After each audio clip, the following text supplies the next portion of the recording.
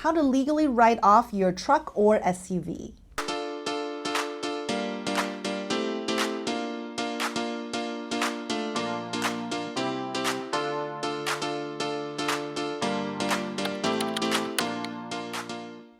Let's talk about one of the most misunderstood tax strategies for business owners and real estate investors, and that is writing off large SUVs and trucks. You know, many of the more popular vehicles, F-150s, Sequoias, G-Wagons, Cayenne, many of these qualify for major tax deductions this year. But the key is understanding the rules, not just the hype.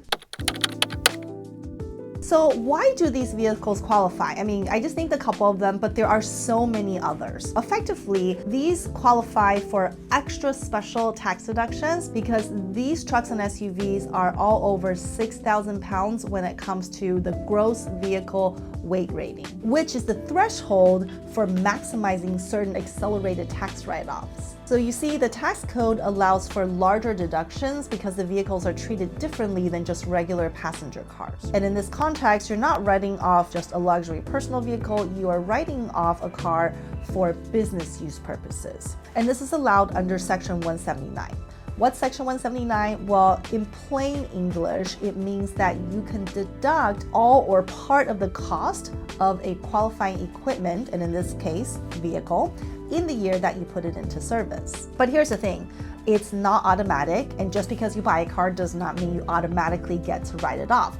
There are a lot of things that actually have to happen before it becomes a legitimate business expense. So the first thing we talked about is the weight of the vehicle. We talked about that earlier. It must be 6,000 pounds or above.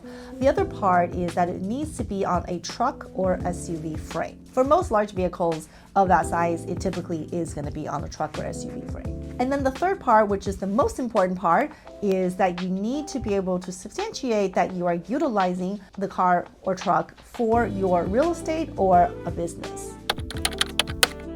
So let's talk about that. What does it mean to have a car or truck that's used for your real estate business? What a lot of people don't know is that the tax deduction for the vehicle is limited to your business use percentage. So what does that mean? Well, if my car is used 80% for business, 20% for personal use, then I can write off up to 80% of the purchase price of the car.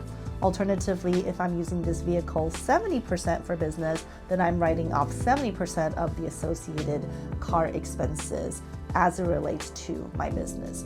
Something really important to understand is that when it comes to Section 179 for a car write-off, it is based on the purchase price of the truck or SUV, not necessarily the down payment. So if you were to finance the purchase of a vehicle, that part doesn't matter. You're able to take up to the business use percentage deduction on Section 179, even though you may have only made a small down payment on that car this year. Now, another thing to keep in mind is when we talk about Section 179, these are going to be for purchases of cars, okay, not with leased vehicles. So although I said, hey, you can buy a car and finance it to get the benefit, but if it's a leased vehicle, the Section 179 is not allowed because you are not the owner of the car.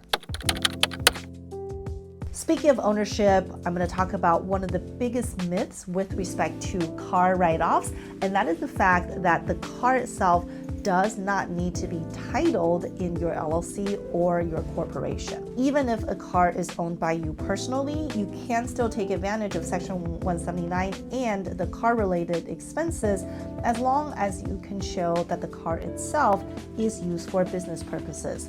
Alternatively, just because you title your car in an LLC does not automatically make it 100% business use.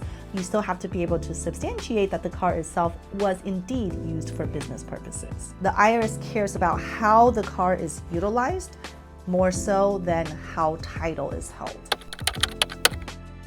So now let's talk about what are business uses. When we talk about rental real estate, obvious things would be driving to your properties. When I'm driving to a property to do some repairs or to meet with tenants, those clearly are business related uses. But what a lot of people don't know is that as investors, we drive actually quite a bit for real estate activities that are not specific to the property. For example, I might be driving to meet with contractors to interview them, or I might be driving to Home Depot or to Lowe's to pick up stuff that's needed for my rental property. Maybe I'm driving to the bank to meet with the lender to refinance on my properties, or I'm driving to meet with an attorney or CPA to strategize on improving my property to its highest and best use and protecting my assets as a result.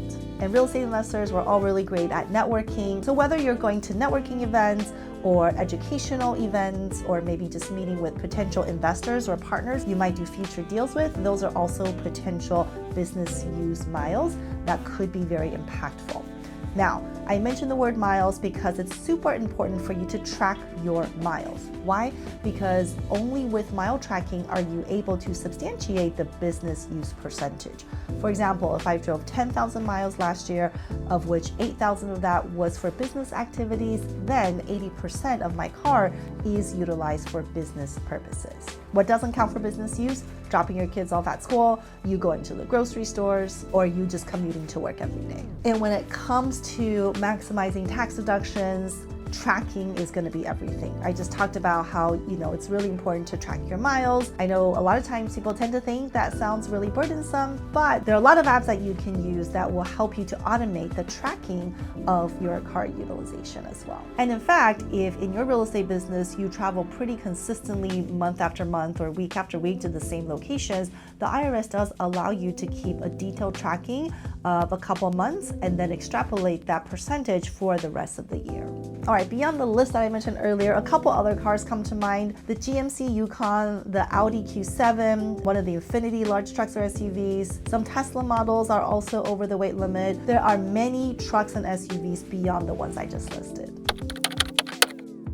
Now, before you run out and buy a large truck or SUV, one really thing to keep in mind, right? We don't want to buy the vehicle just for the tax write-off.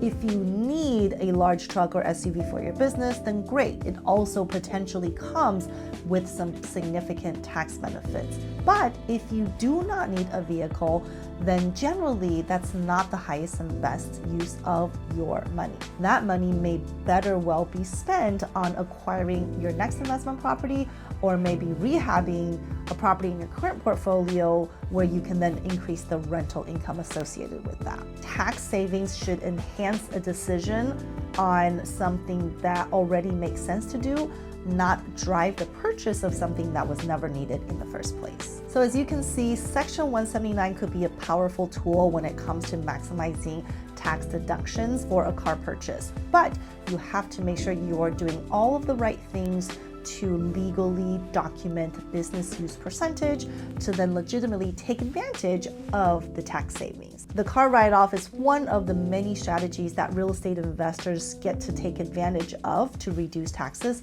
through proper planning. And if you found this helpful, be sure to check out my other videos.